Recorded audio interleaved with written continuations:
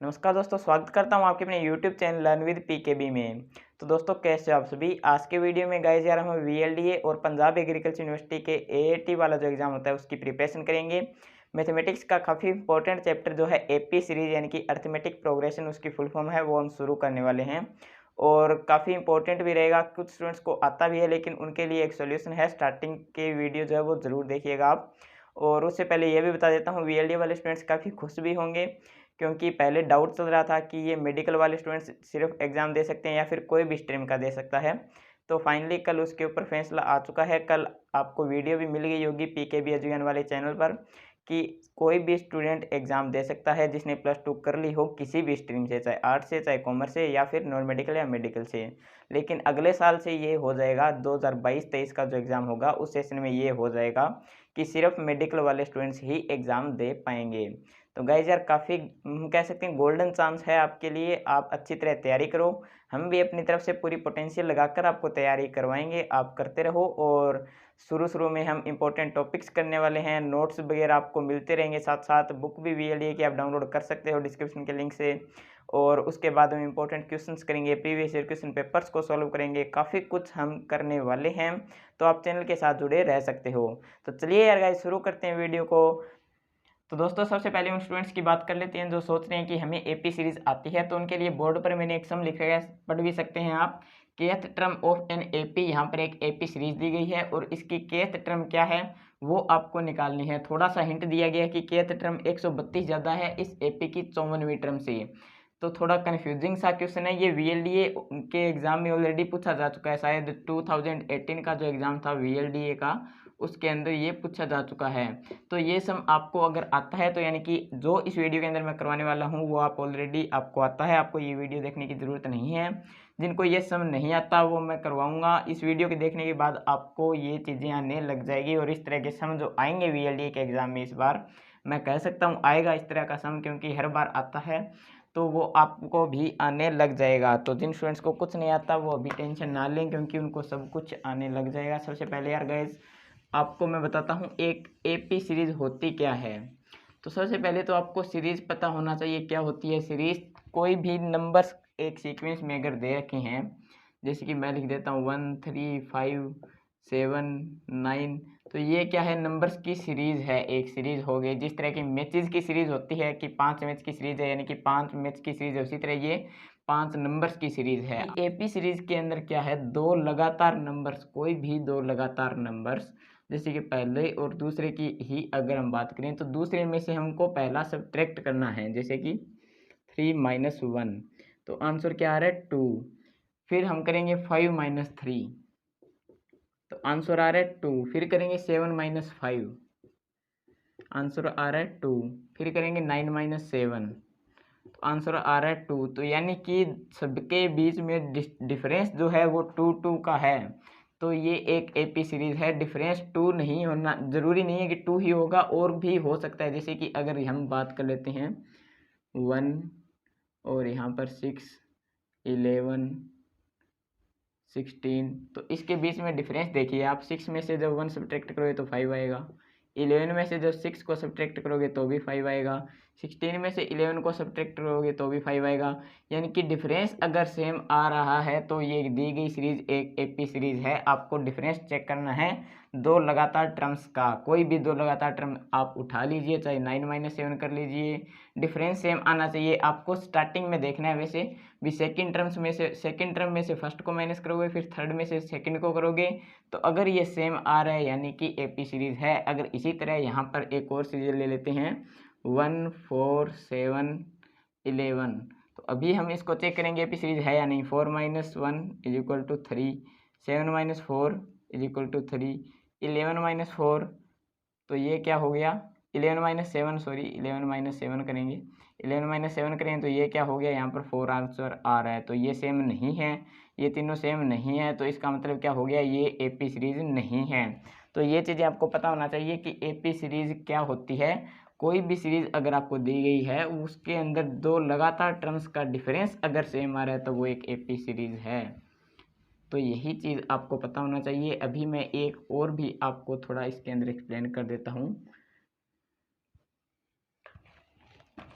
तो ये जो आपको टर्म दी गई है इसको बोलते हैं फर्स्ट टर्म और इसको डिनोट करते हैं हम ए से, ए। और वैसे हम इनको लिखते हैं A1 A2 A3 A4 A5। जैसे कि ये हो गई A1, ये A2 A3 A4 A5। अगर आगे कोई टर्म दी गई है तो A6 A7। और अगर ये इनफाइनाइट सीरीज होती जैसे 1 3 5 7 9 और आगे इस तरह से कर दिया जाता, तो अब हमें नहीं पता है। यहाँ पर तो हमें पता है कि A5 इसकी लास्ट टर्म है, क्योंकि ये फाइनाइट है, ये इतनी ही है। इसका हमें पता नहीं ये सीरीज़ कहाँ तक जाएगी। तो इसके अंदर लास्ट टर्म क्या लेंगे, ये A1 हो गई, ये A2, ये A3 A4 A5। अब हमें नहीं पता कि ये कहाँ तक जाएगी, तो वो लास्ट टर्म जो है उसको हम मान लेते हैं AN, लेट कर लेते हैं AN। और AP सीरीज़ के अंदर एक फॉर्मूला होता है AN is equal to A plus N-1 into D. तो ये फॉर्मूला जो आपको दिखाई दे रहा होगा, AN हो गई लास्ट टर्म जो हमें पता होती ही भी है कई बार, जैसे कि इसके अंदर लास्ट टर्म है 9, तो इसके अंदर AN हो गया 9। जो लास्ट टर्म होती है उसको AN बोलते हैं, और इसके अंदर हमें नहीं पता है तो वो लास्ट टर्म AN ही हो गई। ए क्या होता है, फर्स्ट टर्म। फर्स्ट टर्म को हम A1 भी लिख देते हैं, A भी लिख देते हैं। जहाँ पर A आपको लिखा हुआ मिल जाए मतलब फर्स्ट टर्म की बात हो रही है। एन क्या होता है, एन होता है यार total number of terms. Total number of terms यानी कि एक एपी सीरीज के अंदर या फिर एक सीरीज के अंदर टर्म्स कितनी हैं। जैसे इस सीरीज की अगर हम बात करें तो 1 2 3 4 5, तो इसके अंदर एन कितना हो गया 5। इसके अंदर हमें पता ही नहीं है कहाँ तक जाएगी, तो इसके अंदर एन का हमें पता नहीं है। अगर हमें पता होता तो यहाँ पर हम लिख सकते थे। और डी क्या हो गया, इनके बीच का डिफरेंस, यानी कि इसमें से इसको सब्ट्रैक्ट करने पे 2 आ रहा है, इसमें से इसको सब्ट्रैक्ट करने पे 2 आ रहा है, तो ये जो 2 आ रहा है यही डिफरेंस है। और डिफरेंस का फॉर्मूला आपको पता चल गया होगा, इस टर्म्स में से इसको सब्ट्रैक्ट करोगे, इसमें से इसको करोगे तो आपको डिफरेंस निकल जाएगा। तो ये फॉर्मूला काफ़ी इंपॉर्टेंट है, आपको याद रखना है। AN is equal to A plus N-1 into D. अब कई स्टूडेंट्स बोलते हैं कि AP सीरीज़ का फ़ायदा क्या है, तो उनको ये भी नहीं पता है। तो ये भी मैं आपको बता देता हूँ। AP सीरीज़ को हम यूज़ भी कर सकते हैं अगर हमें टर्म्स निकालनी हो। किस तरह से, देखिए। अब यहाँ पर मैं आपको बोल दूँ कि 20th टर्म क्या आएगी। ये फर्स्ट हो गई, ये सेकंड हो गई, ये थर्ड हो गई, ये फोर्थ हो गई, फिफ्थ हो गई, ऐसे यहाँ पर सिक्स्थ सेवन्थ, ऐसे करते करते 20th जो टर्म है वो क्या होगी, यानी कि n दे दिया आपको 20। तो 20th टर्म यहाँ पर क्या आएगी, तो हमें निकालना किस तरह से, ये देखिए AN, A कितना दिया गया है 1, जो फर्स्ट टर्म होती है वो A होता है, प्लस N-1, तो n हमें दिया गया है 20, तो 20th टर्म हमें निकालनी है 20-1 इंटू डी। डी इसके अंदर कितना है 2 है, आपको पता चल गया होगा। इसमें से जो डी आ रहा है जैसे कि सब्ट्रैक्ट करके देख लो, 3-1 2, 5-3 2, 7-5 2, यानी कि 2। तो यहाँ पर 2 आ जाएगा। तो 1 प्लस 20-1 हो गया 19 इंटू 2। तो यहाँ पर करो 1 प्लस 19 इंटू 2 हो गया 38, और आंसर आ गया 39। तो जब आप यहाँ पर 2 ऐड करके आगे तक चले जाओगे तो 20th टर्म जो यहाँ पर आएगी वो होगी 39। इसी तरह अगर आपको बोल दे कि 91st टर्म निकालो, जैसे कि ऐसे बोल दिया जाए 91st टर्म निकालो, तो आपके लिए काफ़ी ईजी है इस फॉर्मूला से निकालना। किस तरह से निकालोगे, AN is equal to A plus A आपको दिया गया है 1 प्लस 20-1 है, तो यहाँ पर 91st टर्म निकालनी है, 91 जो होती है वो टर्म निकालनी है, यानी कि 91-1 यही फॉर्मूला इंटू डी कितना है 2, यही फॉर्मूला लगाना है। बस यहाँ पर 20वीं टर्म निकालनी थी तो 20 आ रहा था, यहाँ पर 91st टर्म निकालनी है तो 91 आ रहा है। तो यहाँ पर हो जाएगा 1 प्लस 91-1 हो गया 90 इंटू 2, 1 प्लस ये हो जाएगा 180, तो आंसर आ जाएगा 181। यानी कि जो 91 नंबर पर यहाँ पर जो टर्म आएगी वो होगी 181। इस तरह से हम इस AP सीरीज़ का यूज़ कर सकते हैं। काफ़ी इजी है यार गाइज, कोई दिक्कत वाली बात नहीं है। अगर आपको यही इस तरह से दे दिया जाए, एक चीज़ और मैं आपको बताता हूँ।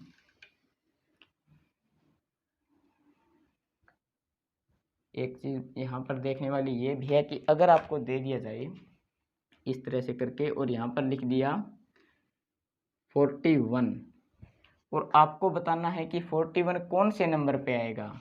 अभी तो यहाँ पर हम n निकाल रहे थे, अभी हमें निकालना है कि n ही निकालना है, और AN दे रखा है जैसा कि मैंने आपको ऊपर बताया था। यहाँ पर मैंने आपको बताया था कि कोई भी एपी सीरीज दी गई है, उसकी लास्ट टर्म होती है उसको हम बोलते हैं ए एन। लास्ट टर्म जो होती है उसको बोलते हैं ए एन। तो हमें लास्ट टर्म दे रखी है, यानी कि ए एन हमें गिवन है 41, और यहाँ पर ए है हमारे पास 1, डी हमारे पास है 2। हमें निकालना क्या है, एन। एन नहीं पता कि कौन से नंबर पे जो है 41 आएगा, कौन सी टर्म पे आएगा।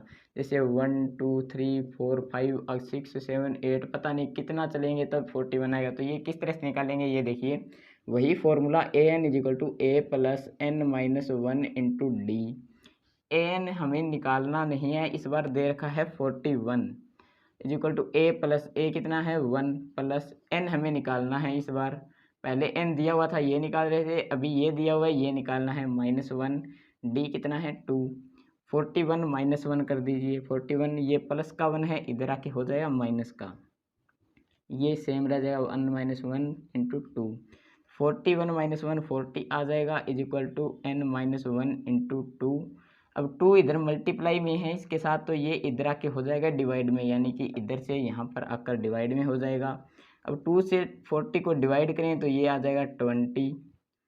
यहाँ पर देख लीजिए आप n -1 इज इक्वल टू 20 आ रहा है, माइनस का 1 इधर आके हो जाएगा प्लस का, तो n की वैल्यू आ जाएगी 20 + 1, तो n आ जाएगा हमारे पास 21।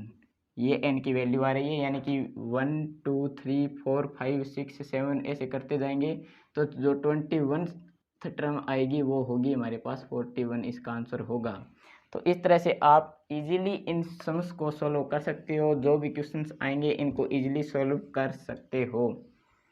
अभी गाइज यार हमें एक सम दिया गया था जो मैंने स्टार्टिंग में स्टूडेंट्स से पूछा था, तो वो किस तरह से किया जाएगा वो भी मैं आपको बता देता हूँ। तो गाइज यार वो सम ये था कि kth term of AP series, एक एपी सीरीज दी गई थी आपको, और वो शायद 3 और 15 27 39 is 132 more than it's 54th term, find के।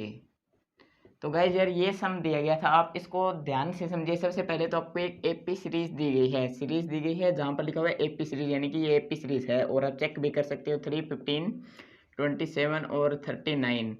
15 में से आप 3 को सब्ट्रैक्ट करके देख लो 12 आएगा, 27 में से 15 को सब्ट्रैक्ट करके देख लो तो भी क्या आएगा 12 आएगा, 39 में से 27 कर लो तो 12 ही आएगा। सेम आ रहा है डिफरेंस, यानी कि सीरीज दी गई है वो एक एपी सीरीज ही है, तो ये तो हमें कन्फर्म हो गया। अब सम के अंदर क्या दे रखा है ये आपको देखना है, kth टर्म ऑफ एपी।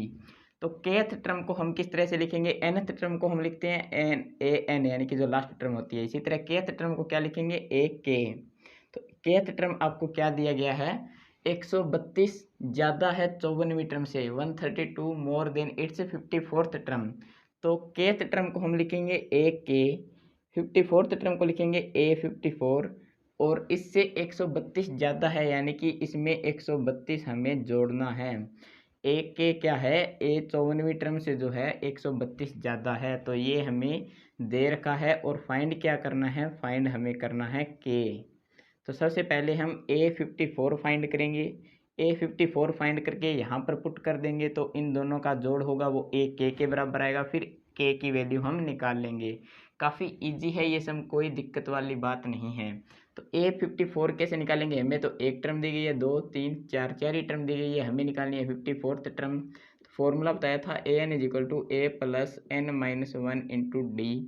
तो an हमारे यहाँ पर है 54 is equal to, sorry guys, an हमें निकालना है, और a हमारे पास है यहाँ पर 3 प्लस जो ये 54 है ना, ये an नहीं है, ये n है, हमें निकालना है अगर 54, A54 हमें निकालना है, यानी कि यहाँ पर हम लिखेंगे A54 जो हमें फाइंड करना है।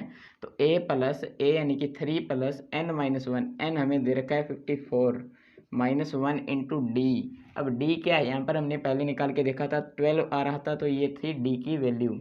तो अब हम किस तरह से सॉल्व करेंगे, 3 प्लस 54 में से एक कम करें तो 53 आ गया इंटू 12, तो 3 प्लस ये आ जाएगा 636 और इन दोनों को जोड़े तो आ जाएगा 639।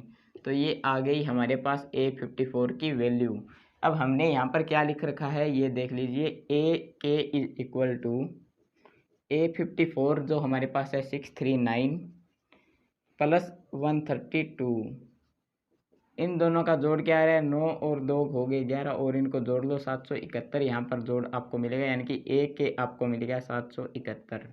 अभी आपको निकालनी है फाइंड के, यानी कि के निकालना है। AK आपको मिल गया, तो ये फॉर्मूला था AN is equal to A plus N minus 1 into D. अब यहाँ पर N की जगह K यानी कि AK, तो इस तरह से लिख सकते हैं AK is equal to A plus N की जगह K आ रहा है तो यहाँ पर K माइनस 1 इंटू डी।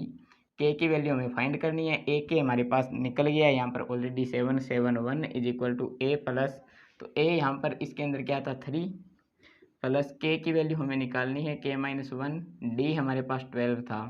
तो अब 3 इधर प्लस में इधर आके हो जाएगा माइनस में, और K माइनस 1 इंटू 12, तो इसको माइनस करोगे तो आ जाएगा 768 और ये इधर मल्टीप्लाई में है तो इधर आके हो जाएगा डिवाइड में, K माइनस 1 डिवाइड करके देख लो 64 आ जाएगा। तो K minus 1 is equal to 64, ये माइनस का 1 इधर आके हो जाएगा प्लस का 1 और 64 में एक जोड़ोगे तो यहाँ पर मिल जाएगा आपको 65। तो ये आपका इस तरह से आंसर आ जाएगा। सिंपल सी बात है यार, आपको इसको अच्छी तरह से समझ लेना है बस कि एक AP सीरीज दी गई है और केथ टर्म आपको निकालनी है। केथ टर्म क्या है, 132 ज़्यादा है 54वीं टर्म से, यानी कि सबसे पहले 54वीं टर्म निकालो फिर उसके अंदर 132 जोड़ दो, वो आ जाएगी आपकी केथ टर्म। तो ठीक है, बाद में आपको के फाइंड करना है, तो के फाइंड करना है तो वो एक के अगर आपको मिल गया तो इस फॉर्मूला से आप इजीली फाइंड कर सकते हो। इसी तरह अगर आपको मैं एक सम और दे देता हूँ तो आप मेरे को करके दिखा सकते हो, इंस्टाग्राम पर भी मेरे को भेज सकते हो, मैं डिस्क्रिप्शन में लिंक डाल दूंगा। यहाँ पर 54th की जगह मैं कर देता हूँ 44। तो केथ टर्म दी गई है वो 44th टर्म से 132 ज़्यादा है, तो आपको के की वैल्यू निकालनी है। आप निकाल के यार मेरे को ये भेज सकते हो। और आज की वीडियो में यार गाइस इतना ही, उम्मीद करता हूँ आपको समझ आया होगा। जल्द ही अगली वीडियो मिलेंगे, तब तक के लिए ध्यान में रखें। आपका दिन शुभ रहे दोस्तों। जय हिंद, वंदे मातरम।